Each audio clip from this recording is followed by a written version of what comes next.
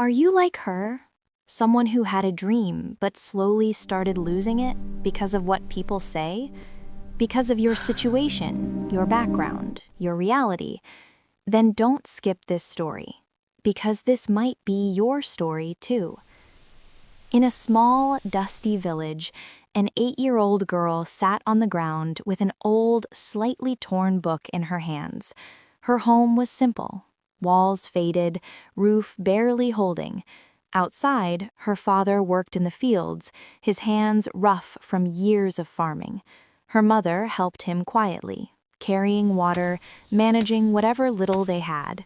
They were poor, but inside that small house lived a big dream. While other children ran outside laughing, she stayed inside, reading, again and again and again. Her eyes were different, focused, curious, alive.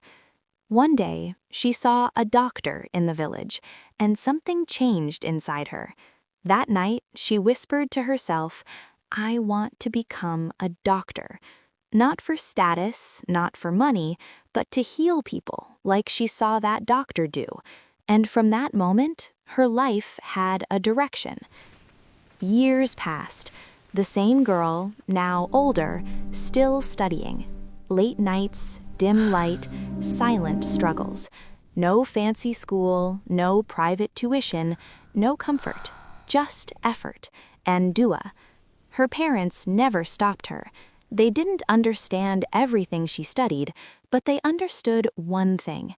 Their daughter had a dream. One day, the results came. She stood there, holding the paper, her hands slightly shaking. Then she saw it. She had the highest marks. For a moment, everything went silent. Her dream was now real. She could go to medical college. But that night, her father didn't celebrate. He sat quietly, thinking, "How will I afford this?" Medical college wasn't just a dream, it was expensive, very expensive, far beyond a farmer's reach. But Allah's help comes in ways we don't expect. The next day, a fellow farmer came to visit. He had heard the news. He smiled and said, "I will help you." And just like that, a door opened where there was none. At 19 years old, she entered medical college, a completely different world. Modern buildings, confident students, luxury everywhere. And her, standing there in simple clothes, plain, quiet, different. People noticed, but not in the way she hoped. They whispered, they laughed, they judged, not her mind, but her appearance, her clothes, her background. At first, she ignored it, but slowly their words began to stay.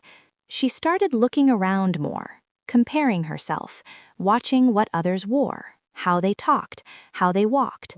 Every small comment echoed in her mind. "You don't belong here. You look so simple. Is this what you wear?" And slowly, her focus broke. The girl who once topped exams couldn't concentrate anymore. Books were open, but her mind was elsewhere. Results dropped, confidence disappeared. Not because she wasn't capable, but because she was carrying something heavy, very heavy. One evening, she sat at home, quiet, eyes filled with tears. Her father noticed. He sat beside her, gently, and that's when she broke. She cried and told him everything. The pain, the teasing, the pressure. "I can't do this anymore," she whispered.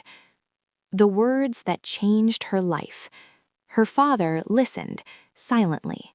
Then he said, "My daughter, every word you keep in your heart is like putting a rock in your bag. The more you think about people's words, the heavier your bag becomes. And tell me, how will you walk forward if you keep carrying their weight?"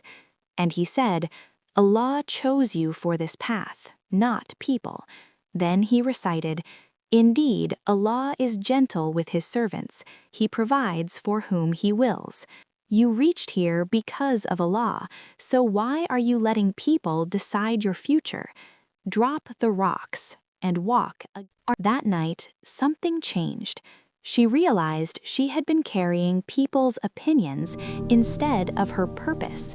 So she made a decision. She stopped reacting, stopped comparing, stopped overthinking, and slowly the weight lifted.